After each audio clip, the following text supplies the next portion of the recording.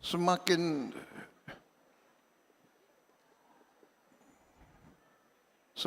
apa ya, semakin kurang ikhlas begitu. Yang di bawah rakyat kita luar biasa. Luar biasa. Rakyat kita di bawah, tapi semakin ke atas. Jadi ada budaya suka nyinyir, suka ngejek. Apa yang dibuat oleh bangsa sendiri nggak bagus. Ini aneh ini, tapi tidak apa-apa. Karena ini banyak pendeta, banyak romo, ya kan. Jadi kita harus selalu sekarang bicara kebaikan. Yeah.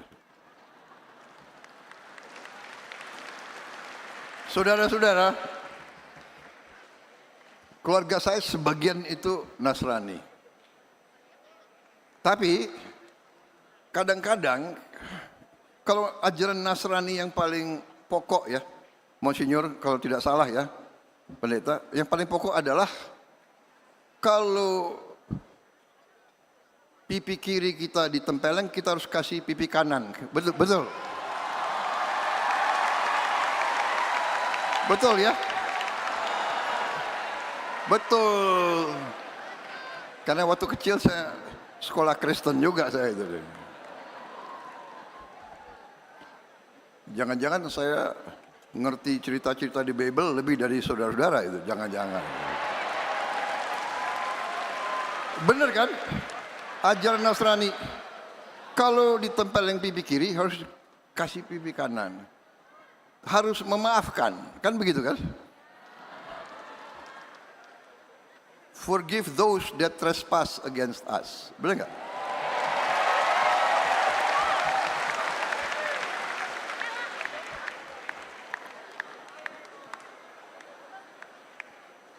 Forgive us our trespasses as we forgive those that trespass against us. Jadi saya sebenarnya ya bagi saya itu selalu ingin cari kebaikan daripada ketidakbaikan. Saya ingin cari persatuan daripada perpecahan.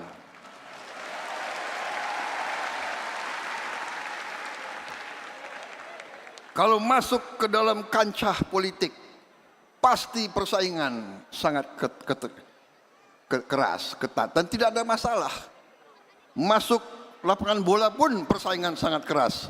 Mana ada orang yang mau kalah. Benar? Iya kan? Waktu kita kalah, sepak bola saja sedihnya bukan main. Aku kalah Pilpres berapa kali itu, udah lupa.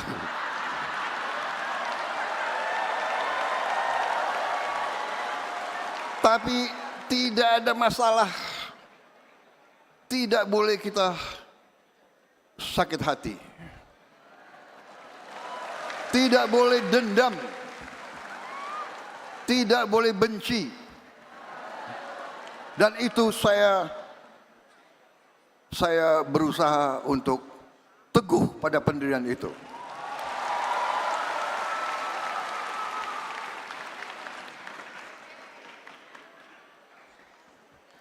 Waktu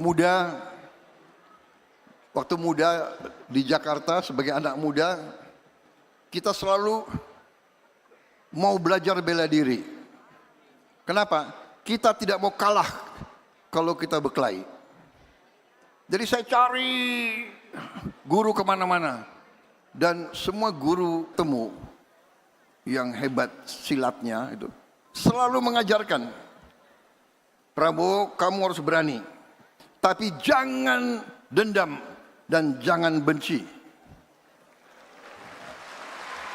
Dan ini saya kira ajaran semua agama kita. Jadi saya kadang-kadang kalau di keluarga saya, beberapa saudara saya malah suka marah sama saya. Bu, kamu kenapa selalu dia dulu begini-giniin kamu. Saya bilang, itu kan dulu. Sekarang keadaannya harus bersatu, harus bekerja sama. Dan saudara-saudara, ini saya mau gunakan kesempatan ini. Mumpung dikasih podium kan kita. Karena ada podium dan saya presiden, saudara terpaksa dengar. Benar kan? Panitia nggak berani ingatkan saya, waktu Pak. Awas. Pokoknya ini podium ya suka presiden berapa lama. Masih kuat dengar saya? Mau kuat gak kuat, saudara harus dengar saya. Jadi, saudara-saudara, tidak hanya itu memang ajaran hampir semua agama. Itu ajaran guru-guru yang bijak. Tapi itu juga analisa geopolitik. Analisa geopolitik. Pakar-pakar geopolitik di dunia melihat Indonesia ini luar biasa. Sangat kaya. Sekarang masalahnya adalah bagaimana kekayaan ini kita jaga, kita kelola untuk bisa dinikmati oleh seluruh rakyat Indonesia. Ini harus kita akui.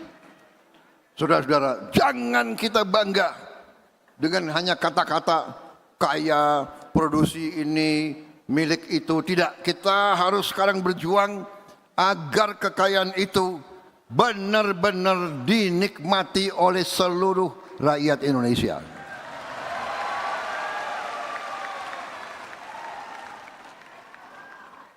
Kita harus menghilangkan kemiskinan dari bumi Indonesia. Kita harus menghilangkan kelaparan dari bumi Indonesia. Saudara-saudara, ada yang ini zaman teknologi ya. Jadi sekarang teknologi itu ada sosmed, iya kan? Sosmed ini baik, tapi ada juga kadang-kadang bahayanya. Dengan banyak podcast, banyak pakar itu bicara asal bicara. Jadi saya lihat ada pakar-pakar yang selalu mengerti pikirannya Prabowo Subianto.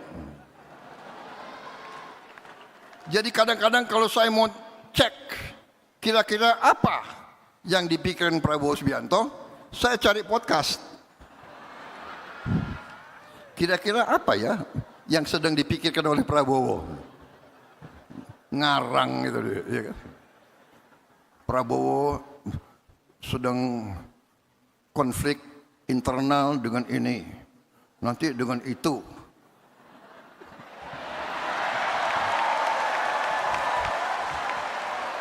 Senangnya rame, gaduh, padahal nggak ada, saudara-saudara. Jadi, saudara-saudara, yang saya katakan tadi, pakar-pakar geopolitik mengatakan bangsa Indonesia ini akan menjadi bangsa keempat terkaya di dunia. Tapi ada syaratnya. Syaratnya apa? Syaratnya adalah apabila bangsa Indonesia bisa bersatu. Syaratnya apa? Terutama apabila elitnya bisa bekerja sama. Ini bukan Begitu saya lihat baca itu berapa tahun yang lalu, saya semakin yakin. Akhirnya selalu saya ingin selalu mengajak, apapun perbedaan kita, apapun mungkin dosa-dosa kita di masa lalu, karena kita manusia pasti penuh dosa, pasti ada kesalahan. Tapi sekarang kita harus bekerja sama, kita harus kompak, kita harus bahu membahu. Yang kuat tarik yang lemah, yang lemah berhimpun kerjasama, bersaing baik. Tapi begitu pertandingan selesai, bersatu.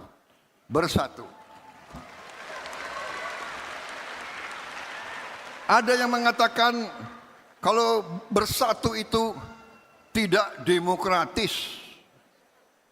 Loh, demokrasi silahkan, koreksi silahkan, kritik bagus, tapi fitnah itu tidak bagus.